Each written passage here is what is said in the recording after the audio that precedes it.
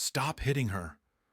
The lone cowboy's voice cuts through the dusty air as his horse rears, watching the preacher's fist connect with his trembling daughter's face, while her small boy clings to her torn skirt. The town sees the beaten woman as nothing, a burden destined for an early grave, her mixed-blood child condemned to follow her path of shame. They assume she'll disappear like countless others before her, silenced by fists and forgotten by history. But this weathered stranger carries secrets in his saddlebags, legal papers that could transform the broken woman from outcast to the wealthiest person in 3 counties. Her bloodline holds the key to a railroad fortune, while his past as a detective makes him the only one who can prove it. Yet powerful men have been stealing from her inheritance for decades, and they'll destroy anyone who threatens their scheme. Will the cowboy's intervention save her life or seal both their deaths? Before we continue, comment where you are tuning in from. Perhaps we will publish a story there. The sun had barely crept over Millbrook's weathered rooftops when Eliza May Johnson pressed her knees against the saloon's sticky floorboards. Her scrub brush moved in steady circles, each stroke erasing the previous night's sins from the wooden planks. 4-year-old Samuel slept curled in the corner, his small body wrapped in a patched quilt that had seen too many mornings like this one. The saloon doors creaked open. Marcus Grimsby's polished boots clicked across the clean sections of floor. The banker surveyed Eliza May's work with the cold satisfaction of a man who enjoyed watching others kneel. "Morning, girl." Grimsby adjusted his gold pocket watch. "Make sure you get under the tables proper. Can't have this establishment looking like it caters to your kind." Eliza May kept scrubbing. Her silence had become armor over the years, deflecting words that once cut deep. Samuel stirred in his corner, and she worked faster. The sooner they finished here, the sooner they could move to her next job at the general store. Grimsby lingered by the bar. "Mayor Wade and I were discussing property values last night. Seems certain elements in town are affecting business." His gaze fixed on Samuel. Respectable folks don't want their children exposed to bad influences. The scrub brush paused for just a moment.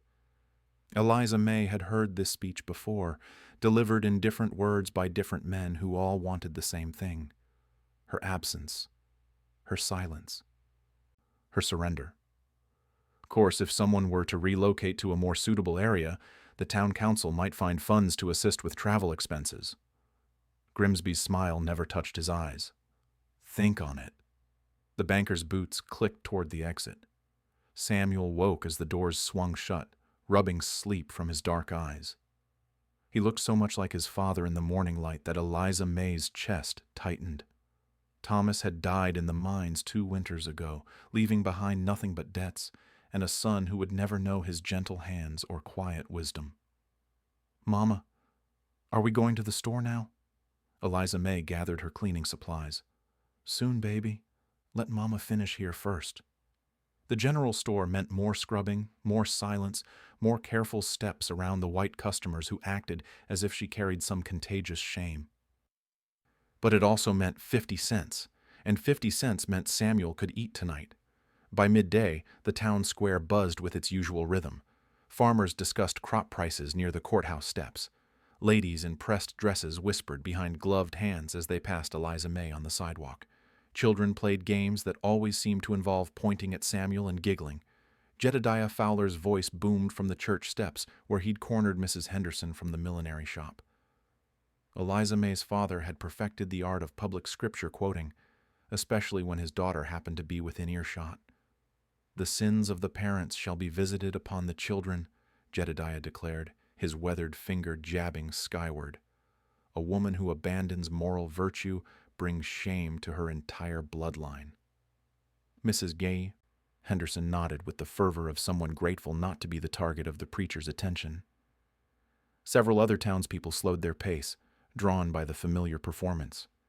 Eliza May quickened her steps, pulling Samuel closer, but Jedediah's voice carried across the square like thunder before a storm. "A child born of questionable circumstances carries that stain forever. No amount of scrubbing can wash away certain sins." Samuel tugged on his mother's skirt. "Mama, why is the preacher man always angry?" The question hung in the air loud enough for nearby listeners to hear. Jedediah's sermon stopped mid-sentence. His pale eyes found his daughter across the square, and something dangerous flickered in their depths. Eliza May. Her name cracked like a whip. "Come here." She had learned long ago that obedience sometimes prevented worse outcomes. Her feet moved toward the church steps while her mind calculated escape routes. Samuel's small hand gripped hers tighter with each step. The gathered crowd sensed entertainment. Mayor Wade emerged from the courthouse, straightening his vest. Grimsby appeared from the bank, as if summoned by some invisible signal. Even the children stopped their games to watch. "You've been embarrassing this family again," Jedediah said quietly, but his voice carried to every ear in the square. "Working in establishments of ill repute, exposing that boy to corruption." "I clean floors, Papa, nothing more." The words came out before she could stop them. Jedediah's face flushed red above his white collar. Public contradiction was an unforgivable sin in his personal gospel. "Don't you dare speak back to me, girl. Your mother's wild blood has made you forget your place." Samuel pressed against Eliza May's legs, sensing the shift in his grandfather's tone. The crowd drew closer, forming a loose circle around the family drama unfolding on the church steps. "Maybe it's time someone reminded you what happens when children dishonor their parents." Jedediah's hand rose slowly, deliberately, giving the audience time to appreciate his righteous authority. Eliza May had faced this moment countless times in private, but never before had he chosen such a public stage for his lessons in obedience. The first blow sent her stumbling backward. Samuel cried out, reaching for his mother as she fell to her knees on the dusty ground. The second strike split her lip, and blood spotted the church steps like communion wine. Not one person in the growing crowd moved to intervene. Hoofbeats echoed from the far end of the square. A lone rider approached at an unhurried pace, as if violence in broad daylight was merely another piece of scenery to observe. The horse was dark, its rider's face shadowed beneath a wide-brimmed hat. Jedediah raised his hand for a third blow, his sermon about moral correction reaching its physical climax. The crowd watched with the detached fascination of people witnessing someone else's misfortune. The hoofbeats stopped. The stranger's boots hit the dirt with quiet authority. He moved with the deliberate pace of a man who had seen enough violence to recognize its true face. One eye caught the sunlight gray as winter sky, the other brown as rich earth. The townspeople stepped back instinctively. Jedediah's raised hand froze mid-swing. Something in the stranger's presence commanded attention without demanding it. The preacher's righteous fury flickered like a candle in wind. "That's enough." 2 words, spoken quietly, but they cut through the square's tension like a blade through silk. The stranger approached the church steps where Eliza May knelt bleeding, her son pressed against her side. "This is family business, stranger." Jedediah's voice carried less conviction than moments before. "The Lord commands children to honor their parents." The stranger knelt beside Eliza May. His weathered hands moved with surprising gentleness as he helped her to her feet. Samuel clung to his mother's torn dress, dark eyes wide with confusion and fear. "Do you want this to stop?" The question was meant only for her, but the crowd strained to hear every word. Eliza May met his mismatched gaze. Something she had forgotten lived behind those eyes. Recognition of her humanity. She nodded once, blood still fresh on her split lip. The stranger stood slowly, positioning himself between the preacher and his victims. He turned to address the gathered townspeople with the calm authority of a man accustomed to being heard. "This woman has more dignity in her little finger than this whole town combined." Mayor Wade stepped forward, his political instincts sensing trouble. "Now, see here, mister. We don't need outsiders telling us how to handle our affairs." "Your affairs?" The stranger's gray eye fixed on the mayor with unsettling intensity. 40 grown adults just watched a man beat a woman holding a child. That's not an affair, that's cowardice. Banker Grimsby pushed through the crowd, his face flushed with indignation. You don't understand the situation here, stranger. That woman has brought nothing but trouble to this community. The stranger's attention shifted to Grimsby with the focused precision of a hawk spotting prey. Years of detective work had taught Silas Thompson to read guilt in a man's posture, and this banker reeked of hidden secrets. What kind of trouble could a woman cleaning floors possibly cause? The question hung in the air unanswered. Grimsby's mouth opened and closed like a fish pulled from water. His carefully rehearsed justifications crumbled under direct scrutiny. Jedediah sensed his audience slipping away.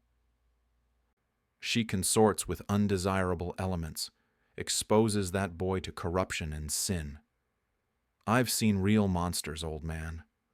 The stranger's voice dropped to barely above a whisper, but every person in the square heard him clearly. Men who sell children, who burn families alive for the color of their skin, who torture prisoners for entertainment. His mismatched eyes found Jedediah's pale ones. You're just a coward who hits women. The preacher's face cycled through shades of red and purple. His fists clenched at his sides, but something in the stranger's stillness warned against escalation. This was not a man who feared physical confrontation. Samuel tugged on the stranger's coat. The gesture broke through the tension like sunlight through storm clouds. The hardened detective looked down at the small boy, whose world had been violence and hunger and shame. Are you going to hurt my mama? The question revealed everything wrong with Samuel's short life, that he expected strange men to bring pain, that protection was a foreign concept, that his mother's suffering was simply how the world worked. No, son, I'm here to help. Silas reached into his coat pocket, causing several townspeople to step back nervously. But instead of a weapon, he withdrew a small leather portfolio. Legal documents bearing official seals caught the afternoon light. My name is Silas Thompson. I'm a detective working for the Whitmore Railroad Company. He opened the portfolio with deliberate ceremony. I've been searching for someone very specific. Eliza May wiped blood from her lip with the back of her hand.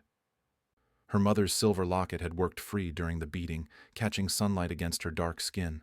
Silas's trained eye noticed details others missed, the craftsmanship, the unusual clasp design, the way light played across its engraved surface. May I see that locket? She hesitated. The necklace was her only connection to the mother she'd never known, the woman Jedediah claimed had been a shameful burden who died giving birth to another shameful burden. Silas's gentle tone encouraged trust. I won't take it from you. I just need to look. Eliza May lifted the chain over her head with trembling fingers. The locket felt warm from her skin as she placed it in the detective's palm. He opened it with practiced care, revealing a small daguerreotype of a young white woman with kind eyes and gentle features. The resemblance was unmistakable, the same bone structure, the same intelligent gaze, the same determined set to the jaw that Eliza May had inherited along with her father's darker complexion. Silas stared at the photograph for a long moment, his trained memory comparing it to images he'd studied for months. The facial structure matched perfectly. The clothing indicated wealth and status. Most importantly, the woman wore an identical locket in the formal portrait hanging in the Whitmore mansion. What's your mother's full name? Charlotte. Eliza May's voice was barely audible. Papa said she died birthing me, said she was a loose woman who brought shame to his ministry. Jedediah's face went white as prairie snow. Don't you dare speak of things you don't understand, girl. But Silas was already reaching for another document from his portfolio. A birth certificate, a marriage license, papers that told a very different story than the one Jedediah had spent 23 years constructing. Your mother's name was Charlotte Whitmore before she married your father. Silas's words fell like stones into still water, creating ripples that would reshape everything. She was the daughter of Railroad Baron Harrison Whitmore. She didn't die in shame. She died wealthy. The crowd pressed closer, sensing history being rewritten before their eyes. Mayor Wade and banker Grimsby exchanged glances that spoke of urgent private conversations to come. That makes you the legal heir to the Whitmore Railroad fortune. Silas returned the locket to Eliza May's shaking hands. You own more land than anyone in 3 counties, more money than this entire town combined. Samuel looked up at his mother with the confusion of a child whose world had just turned upside down. The woman who scrubbed floors for 50 cents was suddenly wealthier than the banker who'd offered to pay for her departure that very morning. Jedediah stumbled backward as if struck by lightning. The worthless burden he'd beaten and controlled and publicly humiliated was the richest person he'd ever met. The silence stretched across the town square, like a taut rope ready to snap. Eliza May stared at the locket in her trembling hands, its silver surface reflecting a truth that rewrote her entire existence. The woman who had scrubbed floors that morning was now the wealthiest person within 100 miles. Silas pulled more documents from his portfolio. Legal papers bearing official seals and signatures that transformed fairy tale into undeniable fact. Property deeds, bank statements, railroad contracts, all bearing the name Charlotte Whitmore, and by extension her only child. Your mother inherited the Whitmore Railroad when your grandfather died in 1824. Silas's voice carried the authority of absolute certainty. She married your father against her family's wishes and was disowned. But inheritance law is clear. The fortune passed to her, then to you. Mayor Wade pushed through the stunned crowd, his political mind already calculating the implications. The woman they had marginalized, ignored, and allowed to be beaten owned more property than the entire town council combined. His comfortable world of controlled power was crumbling with each word the detective spoke. Now hold on just a minute. Wade's voice cracked slightly. We can't just take some stranger's word about complicated legal matters. There are procedures, investigations, proper channels. Banker Grimsby stepped beside the mayor, sweat beading on his pale forehead despite the cool afternoon air. That's right. These claims need thorough verification. Could take months, maybe years. Silas studied both men with the patient intensity of a predator evaluating prey. 20 years of detective work had taught him to recognize desperation disguised as authority. These men feared something beyond a simple shift in town dynamics. The Whitmore family lawyers have been searching for Charlotte's heir since 1825. Silas held up an official letter bearing elaborate letterhead. They've been managing the estate, waiting for legal resolution. Every document has been prepared and verified. Eliza May found her voice, though it seemed to come from someone else entirely. How much money are you talking about? The question that would change everything hung in the dusty air. Samuel pressed closer to his mother, sensing the enormous weight of the moment without understanding its meaning. Silas consulted his papers with deliberate precision. The railroad holdings alone generate approximately $50,000 annually. The land grants include 80,000 acres across 3 states.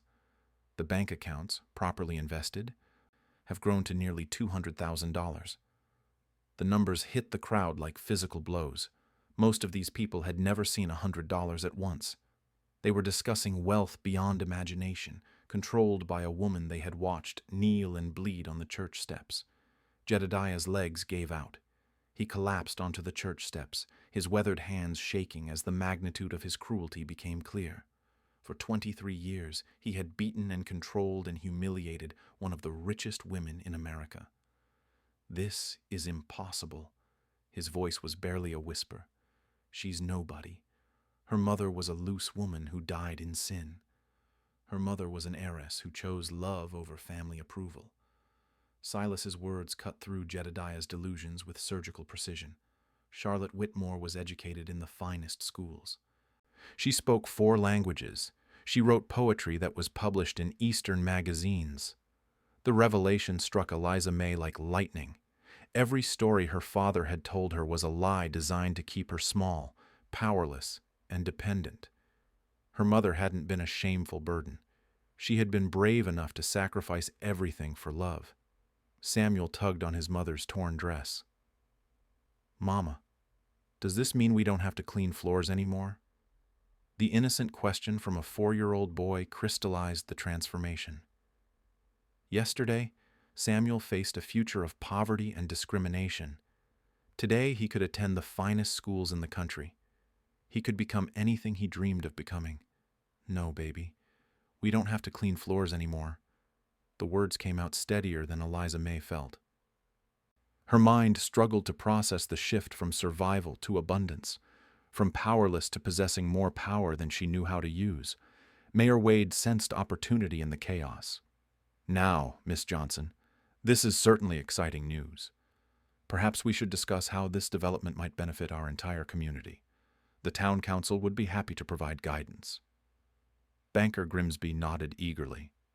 Absolutely. Managing such complex financial matters requires experienced professionals. I'd be honored to assist with your banking needs. Silas watched both men with the cold attention of a detective who had seen countless variations of this performance. Men who had ignored her suffering suddenly wanted to become her closest advisors. The Whitmore lawyers have specific instructions about estate management. Silas's tone carried a warning both men pretended not to hear. Miss Johnson will make her own decisions about professional representation. Mrs. Henderson from the millinery shop pushed forward, her earlier righteousness replaced by calculating friendliness. Eliza May, dear, I've always said you carried yourself with natural dignity. Perhaps we could discuss a business partnership. Other townspeople pressed closer, their previous scorn transforming into opportunistic warmth. The same people who had watched her beating without intervention now competed for her attention. Eliza May felt the weight of their sudden interest like a physical burden. These people didn't see her as human. They saw her as opportunity. Her worth had increased, not because they recognized her inherent dignity, but because her bank account had numbers they couldn't ignore. I need time to think. She lifted Samuel into her arms, surprised by how natural the authority felt in her voice. Mr. Thompson, perhaps we could discuss the details privately.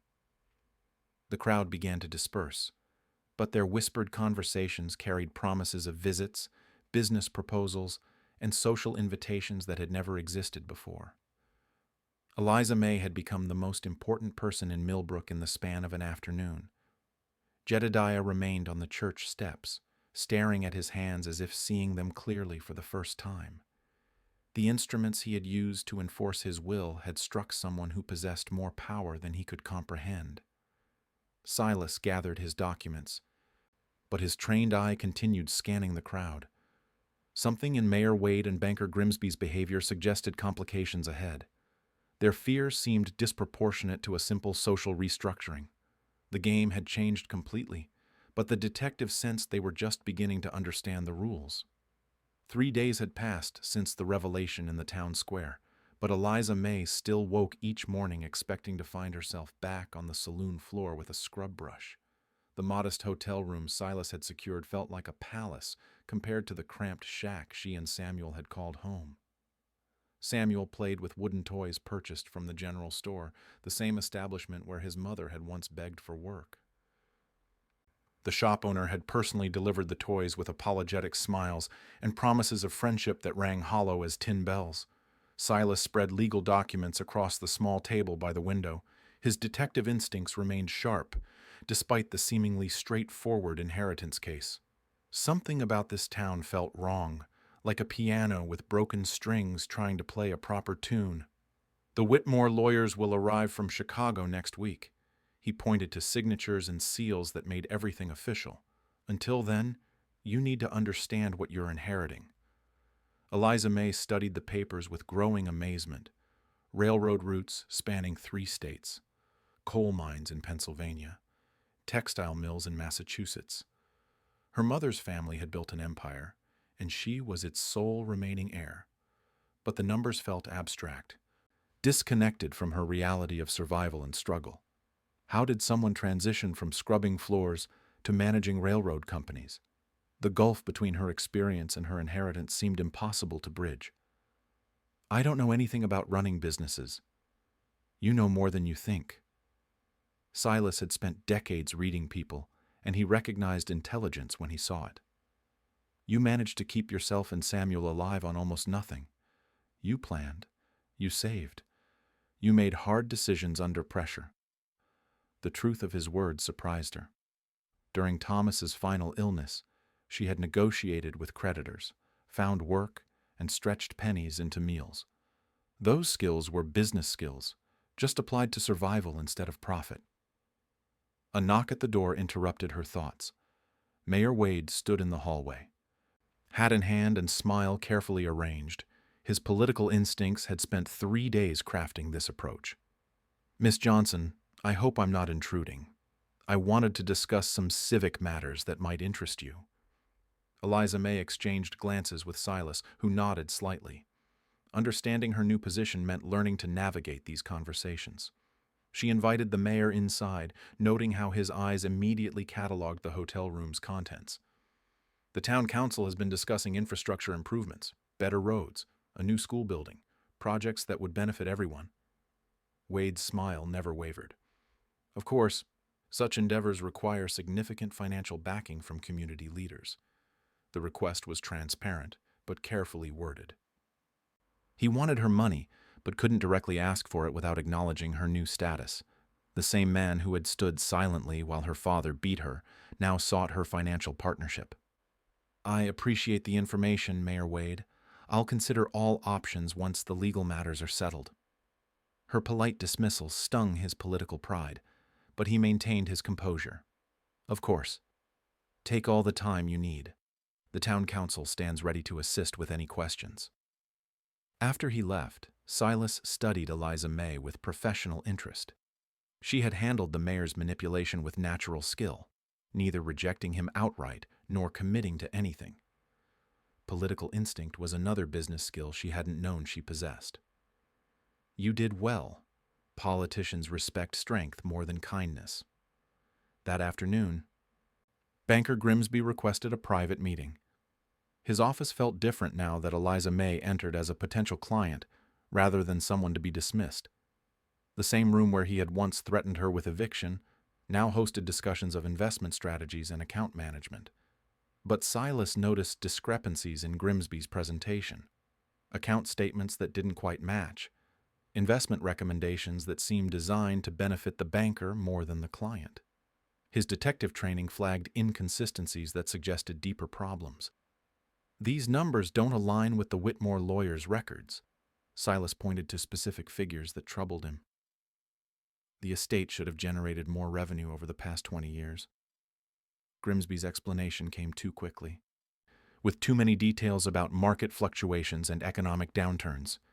Guilty men often over-explained simple questions, hoping complexity would mask deception. Railroad investments are complicated. Many factors affect profitability. After the meeting, Eliza May made her first major decision as a wealthy woman. She purchased the saloon where she had spent countless mornings scrubbing floors, the same establishment where Grimsby had delivered threats about her unsuitability for the community. The transaction took less than an hour. Papers signed, money transferred, ownership changed hands with the simple efficiency of legal authority. The bartender who had once ordered her to work faster now asked for her renovation plans with nervous respect. "What are you going to do with it?" Samuel pressed his face against the saloon's dusty windows, amazed that his mother owned the big building. "Turn it into a school, a place where all children can learn together." The decision felt right in a way that surprised her. Not revenge against those who had dismissed her, but transformation of a place associated with shame into something that built hope. She had the power to change not just her own circumstances, but her entire community's future. Word of her purchase spread quickly through Millbrook's tight network of gossip and speculation. Some applauded her community spirit. Others whispered about people who didn't know their proper place. The reactions revealed exactly who had supported her suffering and who genuinely welcomed her success. Mrs. Brichine Henderson visited that evening with fabric samples and detailed plans for Eliza May's new wardrobe. Her sudden friendship felt as manufactured as her earlier scorn, but it provided useful information about town dynamics. Of course, some people are having trouble adjusting to the changes. Banker Grimsby seems particularly concerned about outside interference in local affairs. The comment struck Silas as significant. Grimsby's behavior suggested more than simple prejudice or wounded pride. His fear seemed specific, focused on scrutiny rather than social change. That night, anonymous threats appeared under Eliza May's hotel room door. Crude letters warning her to remember her place and leave town before she caused trouble for good people. The messages carried the desperate tone of people watching their world crumble. Silas examined the papers with professional thoroughness. The handwriting, the paper quality, the specific word choices all provided clues about their authors. But more importantly, they confirmed his growing suspicion that Millbrook held secrets worth killing to protect. The inheritance had changed everything, but the detective sensed they were just beginning to understand the true scope of the game they had entered. The anonymous threats had escalated to broken windows and poisoned livestock by the time Silas discovered the first ledger. Hidden beneath loose floorboards in Grimsby's bank office, the leather-bound book contained 20 years of carefully documented theft. Land sales that never happened. Railroad dividends redirected to private accounts. Mining rights sold without authorization. The Whitmore estate had been systematically plundered by a network that reached far beyond one small-town banker. Silas spread the evidence across his hotel room floor, connecting names and transactions like pieces of a deadly puzzle. Mayor Wade appeared in dozens of entries. 3 members of the town council. Even the sheriff had received mysterious payments for services unspecified. The scope of the conspiracy staggered him. They hadn't just stolen money. They had constructed an entire system designed to hide the theft, complete with forged documents and bribed officials. Eliza May's inheritance represented the end of their carefully constructed empire of fraud. A sharp knock interrupted his investigation. Samuel's frightened voice carried through the door. "Mr. Thompson, they took Mama." Silas opened the door to find the boy trembling in the hallway, his clothes torn and his face streaked with tears. Behind him stood Mrs. Henderson, her earlier friendliness replaced by genuine concern. "Sheriff Collins arrested her an hour ago. Said she stole money from the town treasury." Mrs. Henderson's voice shook with outrage.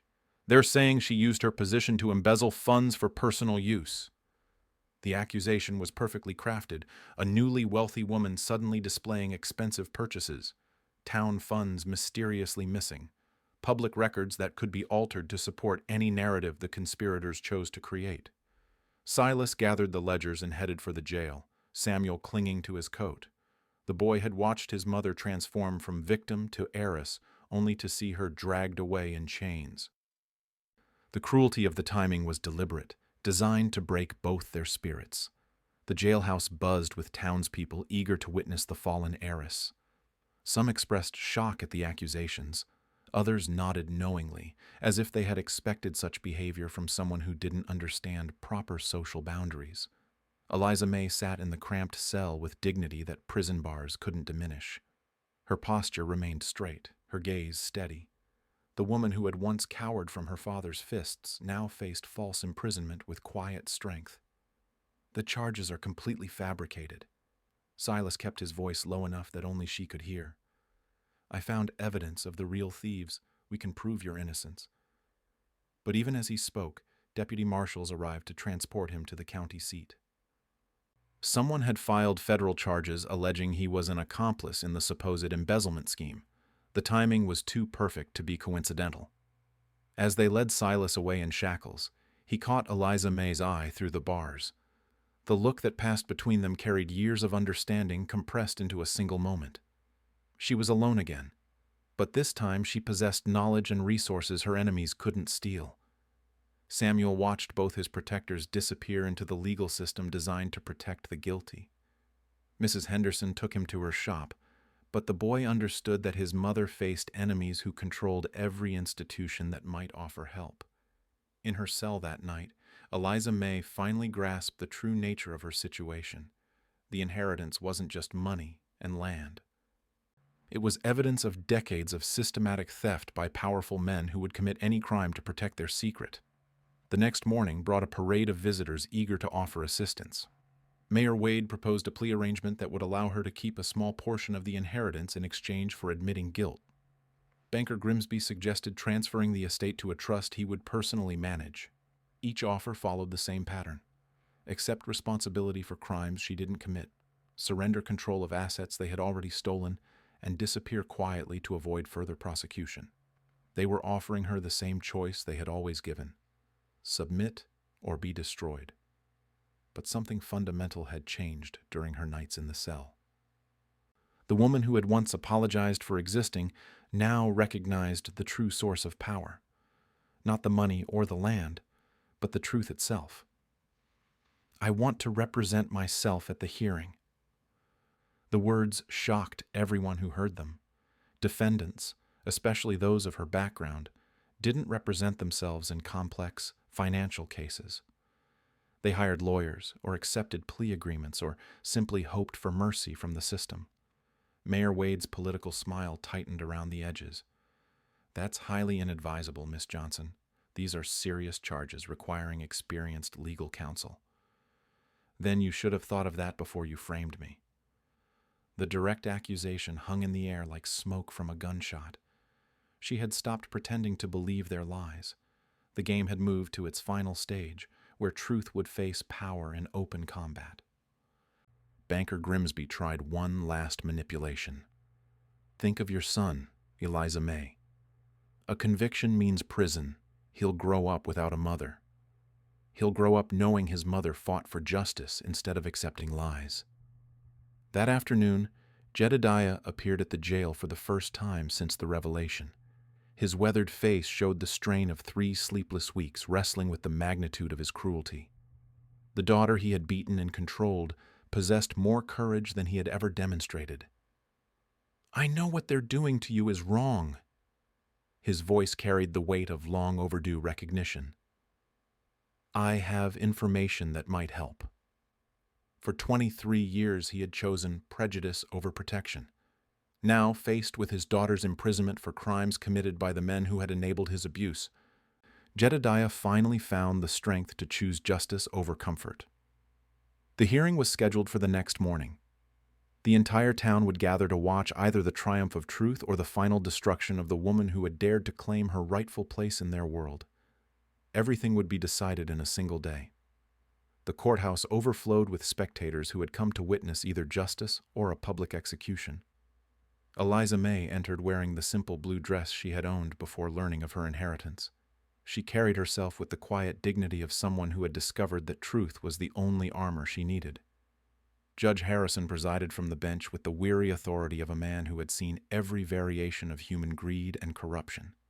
His reputation for fairness had survived 30 years on the frontier, making him the one official the conspirators couldn't control or intimidate. Mayor Wade sat in the front row, his political smile replaced by barely concealed anxiety. Banker Grimsby fidgeted with his pocket watch, checking the time as if punctuality could somehow alter the outcome. Both men had spent sleepless nights preparing for this moment. Eliza May stood to address the court without notes or legal counsel. The same woman who had once apologized for her existence now commanded the attention of every person in the packed courtroom. "Your Honor, I stand accused of stealing money that was already stolen from me." The opening statement cut through the formal proceedings like lightning through storm clouds. Spectators leaned forward, sensing they were about to witness something unprecedented in Millbrook's history. She produced the ledgers Silas had discovered, their pages documenting 20 years of systematic theft. Each entry was read aloud with the precision of someone who had spent her life managing scarce resources and understanding every penny's importance. "Mayor Wade received 47 payments from my inheritance fund between 1830 and 1847. Banker Grimsby transferred $86,000 from Whitmore accounts to private holdings under false names. Sheriff Collins accepted monthly payments for services that included falsifying reports and intimidating witnesses." The evidence mounted with mathematical certainty. Forged signatures, backdated documents, land sales that existed only on paper while the buyers lived in houses built with stolen money. The conspiracy had grown so complex that its own records became proof of guilt. Judge Harrison examined each document with the methodical thoroughness that had made him legendary. His weathered hands traced signatures and seals, comparing dates and amounts with the trained eye of someone who had spent decades separating truth from fiction. Mayor Wade attempted damage control. "Your Honor, these allegations are clearly the desperate fabrications of someone facing serious criminal charges. Miss Johnson has no legal training or authority to make such accusations." "I have the authority of someone whose inheritance funded your house, your business, and your comfortable life." Eliza May's voice carried across the courtroom with unwavering strength. I have the authority of 20 years of theft documented in your own handwriting. The crowd stirred as the full scope of the conspiracy became clear. These weren't complex financial crimes beyond ordinary understanding. They were simple theft dressed up in legal language and official seals. Jedediah rose from his seat near the back of the courtroom. The man who had spent 23 years ensuring his daughter's silence now prepared to amplify her voice. Your Honor, I have information relevant to these proceedings. His testimony revealed the final piece of the conspiracy, how the theft had been hidden, how witnesses had been silenced, how a systematic campaign of abuse and intimidation had been designed to keep Eliza May powerless and dependent. They told me to keep her broken, said a woman who knew her worth would ask questions they couldn't answer. Jedediah's confession stripped away the last pretense of righteousness. I chose cruelty over courage. I chose their approval over my daughter's dignity. The courthouse fell silent as the weight of his admission settled over the crowd. The respected preacher had been a willing participant in a conspiracy that relied on keeping its victim too beaten and ashamed to fight back. Banker Grimsby made one final attempt to control the narrative. These are wild accusations without substantial proof. Inheritance law is complex, and mistakes in record-keeping are common in frontier communities. Judge Harrison held up the ledgers with their meticulous documentation. Mr. Grimsby, these aren't mistakes. They're confessions written in your own hand.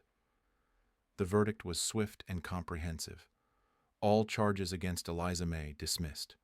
Warrants issued for the arrest of the conspirators. Full restoration of the stolen assets along with 20 years of accumulated interest and damages. But the legal victory was only the beginning of the transformation. Eliza May used her restored fortune not for revenge but for rebuilding. The integrated school opened within months, welcoming children regardless of color or background. New businesses followed, creating jobs for families who had been systematically excluded from opportunity. Samuel attended the school his mother had created, playing alongside children who saw him as a classmate rather than a symbol of shame. His laughter echoed through hallways that had been purchased with justice rather than theft. Silas found new purpose as Eliza May's business partner and the school's security coordinator. The detective who had spent years finding missing persons had discovered something more valuable than any reward, a community where truth mattered more than comfort. 1 year later, the transformed town attracted visitors from across the territory who came to see the miracle of integration and justice. The woman who had once scrubbed floors now stood before her school watching children of all backgrounds learn together.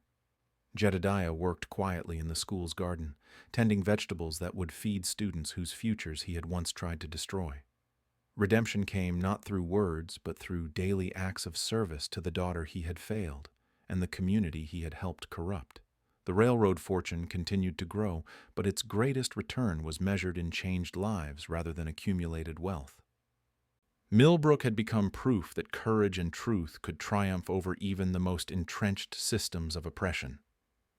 Eliza May Johnson had transformed from victim to victor, but more importantly, from isolation to community leader. Her inheritance had been more than money. It had been the power to rewrite the rules that governed how people treated each other. The woman who had once been beaten for existing now existed as living proof that justice delayed was not always justice denied.